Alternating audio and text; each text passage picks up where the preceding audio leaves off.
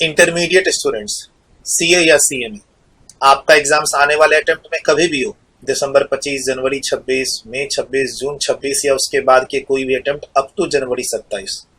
Sir ध्यान रखिए, direct tax में कैपिटल गेन चैप्टर के अंदर स्पेशल रेट्स हैं, राइट, और स्पेशल रेट्स में इधर अमेंडमेंट्स आए हैं रेट्स को लेके। कैपिटल गेन में हमारे पास स्पेशल रेट्स लगते हैं, जैसे कि अगर आपका short term capital gain 111A है तो वहां पर टैक्स रेट लगता था 15%, अब कितना रेट है 20%। पहले और अब में क्या देखते हैं, डेट ऑफ ट्रांसफर देखते हैं कि अगर आपने जो कैपिटल एसेट ट्रांसफर किया है वो अगर 23 जुलाई 2024 और उसके बाद ट्रांसफर किया है तो नए वाले रेट लगते हैं और नहीं तो पुराने वाले। सर रेट्स में तो चेंजेस आ गए, लेकिन इसके कारण अब आपके कॉन्सेप्ट्स में भी चेंजेस आपको लाने पड़े। क्या सर, कैसे चेंजेस लाने पड़ेंगे?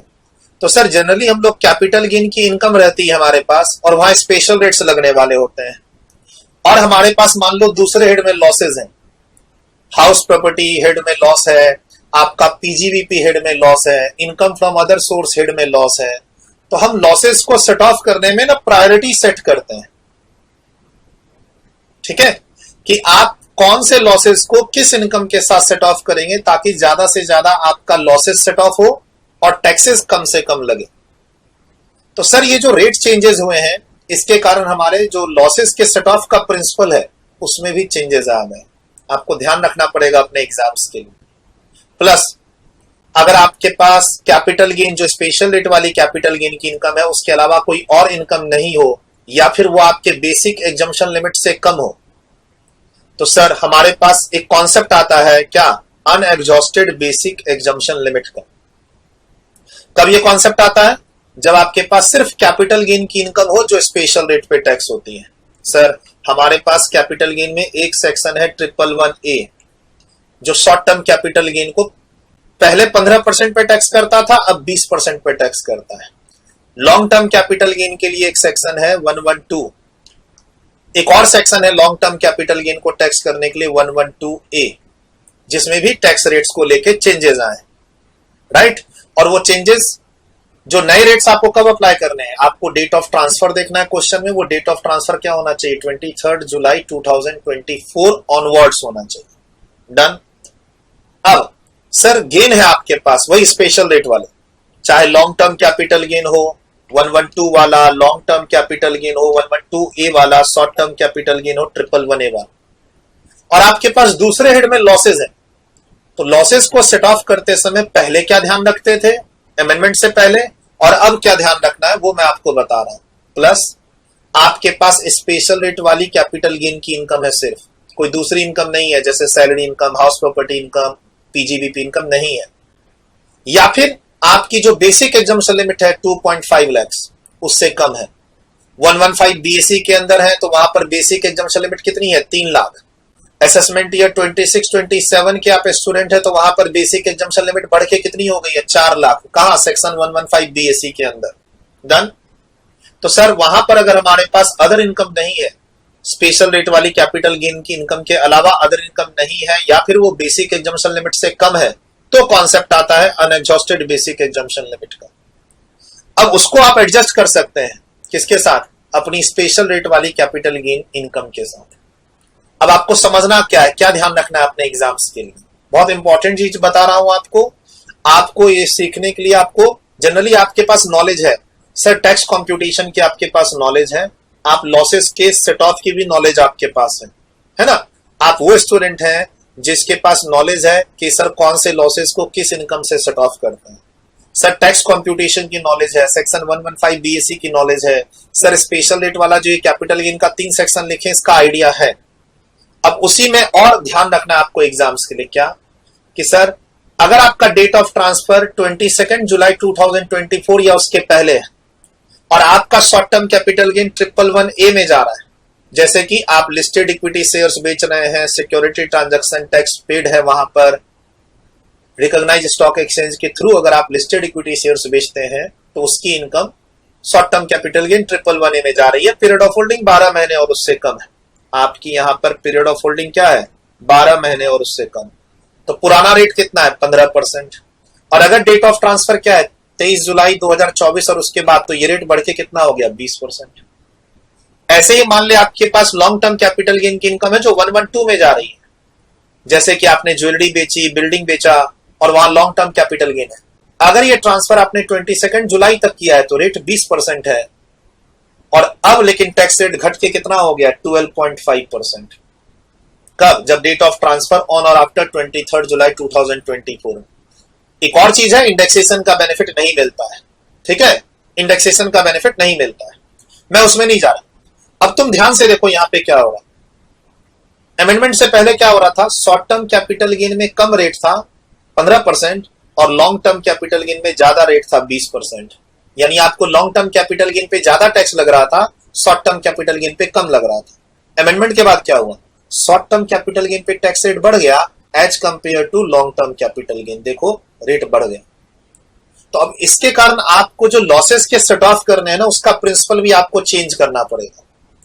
आपके पास जो अनएग्जॉस्टेड बेसिक एग्जम्पशन लिमिट को आप एडजस्ट करते हैं कैपिटल गेन की स्पेशल रेट वाली इनकम से, आपको वहां पर इस परसेंटेज के कारण आपके कॉन्सेप्ट्स को आपको चेंज करना पड़ेगा। कैसे चेंज करना पड़ेगा सर? थोड़ा और नीचे चलते हैं। सर आप मान लीजिए मिस्टर एक्स है, shifted out from section 115 BSc, section 115 BSc में आप नहीं, बाहर निकल गए, तो आपको नॉर्मली हम लोग क्या पढ़ते हैं, बेसिक एग्जम्पशन लिमिट आपको क्या मिलेगी? सर आपकी बेसिक एग्जम्पशन लिमिट कितनी है? 2,50,000 तक आपको कोई टैक्स नहीं देना है, चाहे आपका असेसमेंट ईयर 25-26 हो या फिर असेसमेंट ईयर 26-27 हो, सेम ही है, वहां कोई अमेंडमेंट नहीं है बेसिक एग्जम्पशन लिमिट को लेके। अब देखिए मैं एक डेटा दे रहा हूं, ये बिफोर अमेंडमेंट की पोजीशन है, ये बिफोर अमेंडमेंट की पोजीशन है, ये आफ्टर अमेंडमेंट की पोजीशन है, जब टैक्स रेट चेंज हो गए हैं। ठीक, आपके पास हाउस प्रॉपर्टी इनकम है 4 लाख 4 लाख, आपके पास शॉर्ट टर्म कैपिटल गेन है 111A का 2 लाख 2 लाख, आपके पास लॉन्ग टर्म कैपिटल गेन है मान लो ज्वेलरी से कितना 3 लाख 3 लाख। ठीक, ज्वेलरी से लॉन्ग टर्म कैपिटल गेन है 3 लाख 3 लाख, एंड आपके पास पीजीबीपी लॉस है कितने का 50,000 रुपीज का लॉस, 50,000 रुपीज का लॉस मैंने ब्रैकेट में लिख दिया, डन। अब टैक्स रेट क्या बोलता है? टैक्स रेट बोलता है इस पर स्लैब रेट लगेगा, हाउस प्रॉपर्टी इनकम पर स्लैब रेट लगेगा, मतलब 4 लाख की इनकम है तो 2,50,000 तक कोई टैक्स नहीं देना है, और उसके बाद जो एक्स्ट्रा 1,50,000 है उस पर एक्स्ट्रा 1,50,000 पे सर 2.5 लाख तक कोई टैक्स नहीं देना है, और जो एक्स्ट्रा 1.5 लाख है उस पर टैक्स रेट कितना है 5%। सर 5 लाख रुपए तक 5% का टैक्स रेट है अगर आप सेक्शन 115 बीएससी में नहीं है तो। ठीक, और अब 111A में पहले रेट कितना था 15%, अब कितना हो गया 20%। 112 लॉन्ग टर्म कैपिटल गेन में पहले कितना रेट था 20%, अब कितना हो गया 12.5%। हालांकि कैपिटल गेन का अमाउंट भी चेंज होगा क्योंकि अब इंडेक्सेशन नहीं मिलता है, मैं उस अमाउंट में नहीं जा रहा, मैं अमाउंट में नहीं जा रहा कि सर अमाउंट 3 लाख से तो चेंज हो जाएगा ना, क्योंकि अब तो इंडेक्सेशन का बेनिफिट नहीं मिलता। तो मैं कह रहा हूं क्वेश्चन में इनकम दे रखी है, मैं सिर्फ कॉन्सेप्ट समझा रहा हूं यहां पे, तुम फिगर चेंज कर लो, तुम इस 2 लाख की जगह 1 लाख ले लो, आफ्टर वाले में तुम इस 3 लाख की जगह 4 लाख ले लो, कोई फर्क नहीं पड़ता है। सर फिगर सेम रहेंगे तभी समझ में आएगा, नहीं ऐसा जरूरी नहीं है फिगर चेंज कर लो तो। बट मैं क्या बोल रहा हूं, अब ध्यान से सुनो, set of loss chapter, PGBP loss आप किसी भी इनकम से सेट ऑफ कर सकते हैं।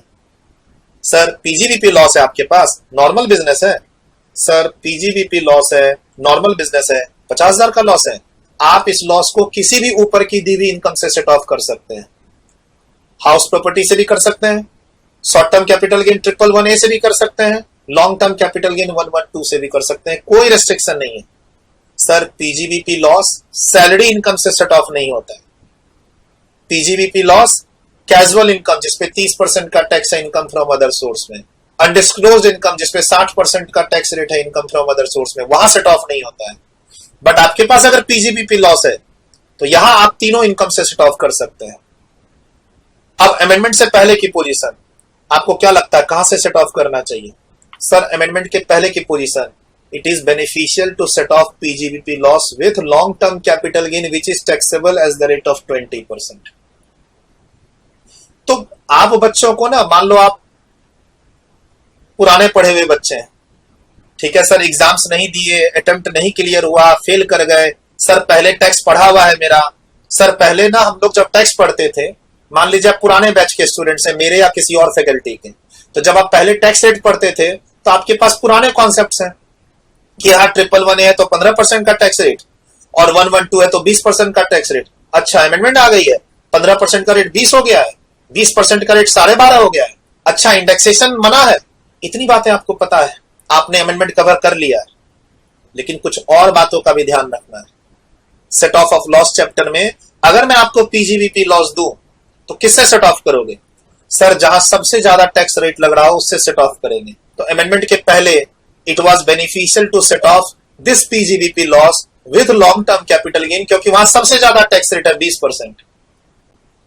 एंड अमेंडमेंट के बाद देखो पोजीशन चेंज हो गई, रटने का कोई फायदा नहीं, रटने का कोई फायदा नहीं है।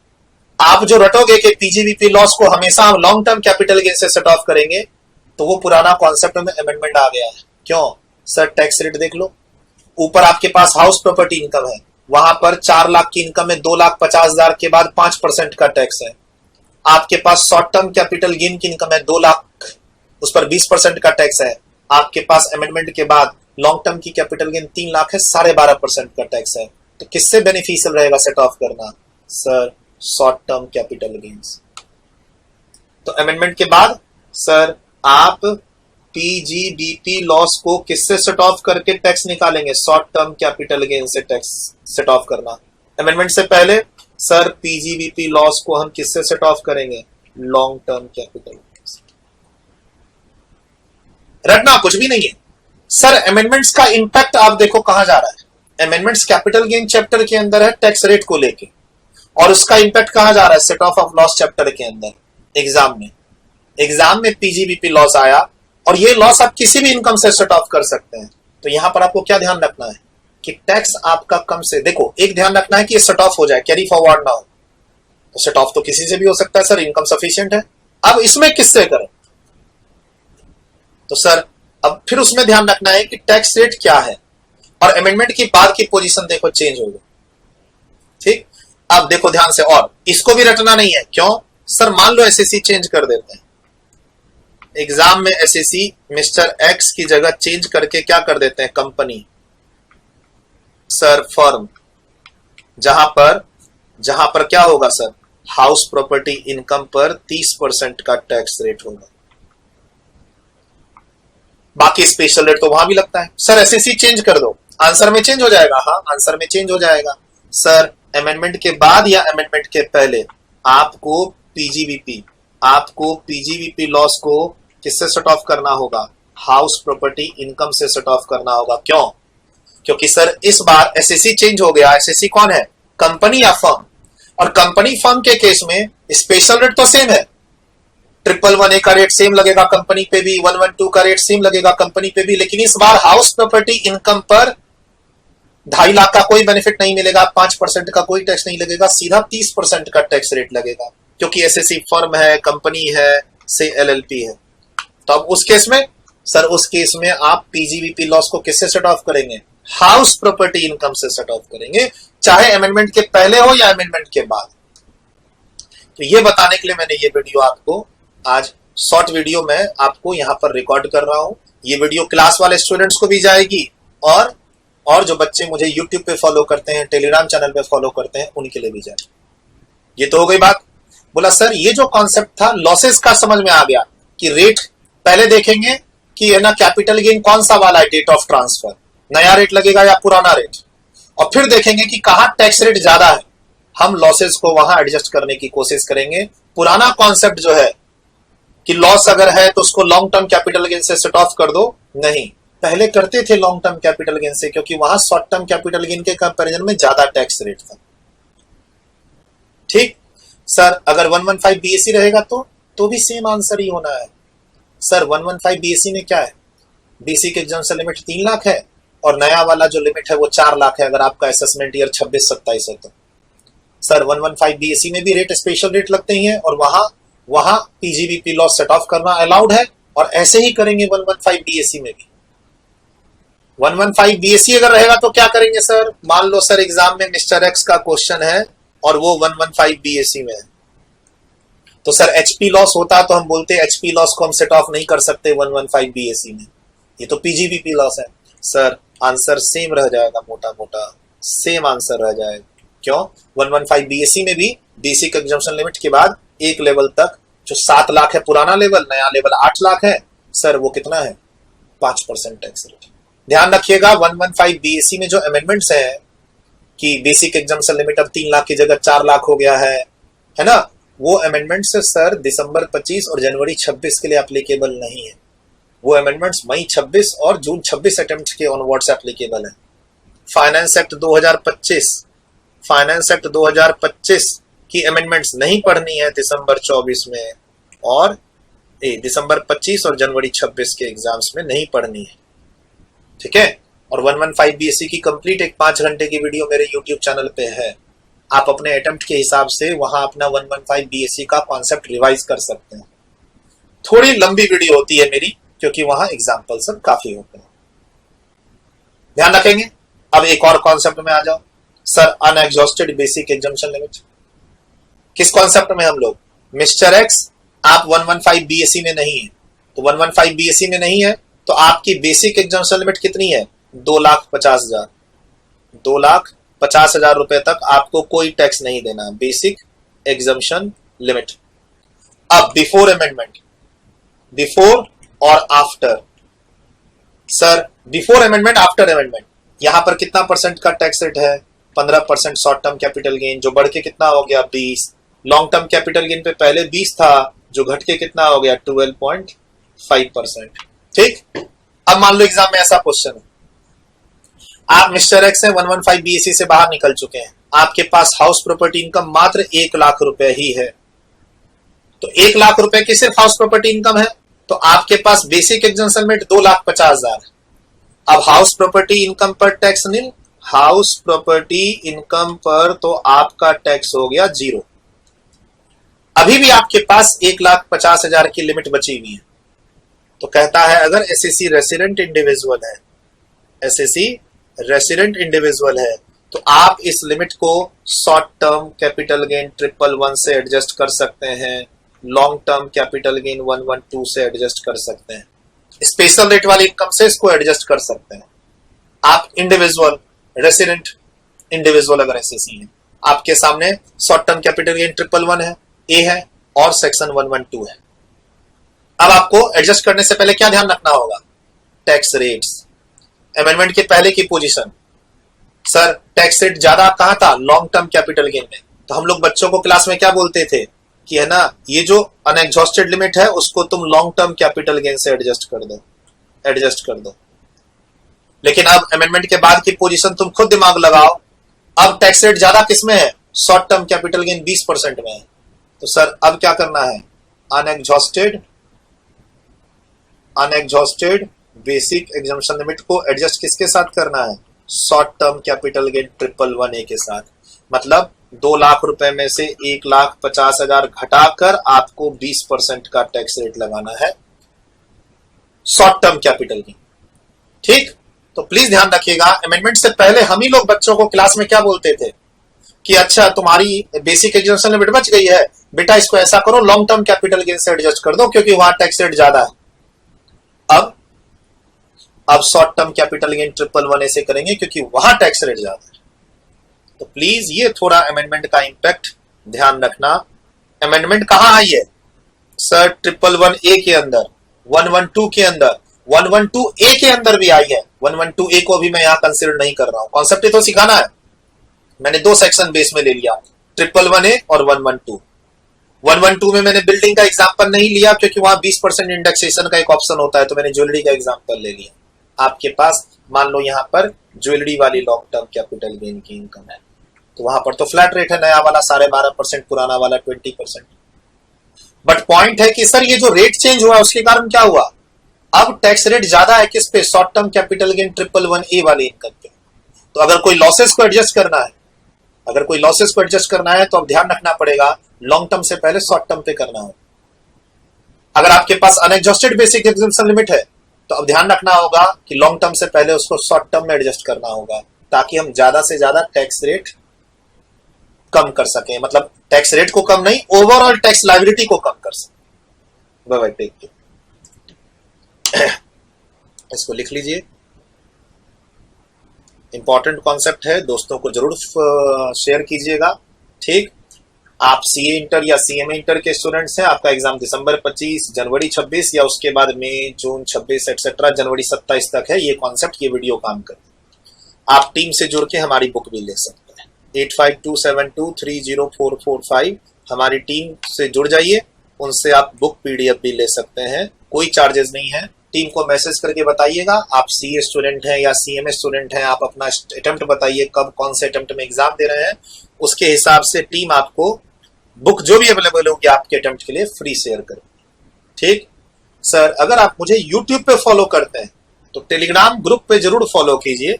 आप डिस्क्रिप्शन में जाओगे तो अटेम्प्ट के हिसाब से टेलीग्राम ग्रुप बने हुए हैं, सीए के अलग, सीएमए के अलग, आप अपने रेस्पेक्टिव ग्रुप को ज्वाइन कर लीजिए तो थोड़ा फायदा हो।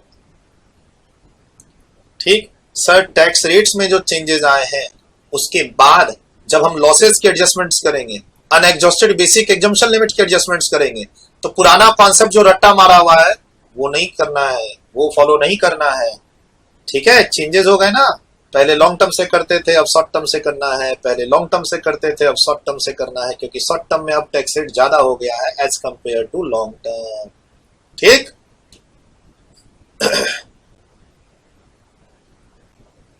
डन, वीडियो रोक के लिखा, नेक्स्ट, डन, वीडियो रोक के लिखा, नेक्स्ट, डन, वीडियो रोक के लिखा, नेक्स्ट, डन, वीडियो रोक के लिखा, next. Bye bye, take care, all the best for your preparation and exams.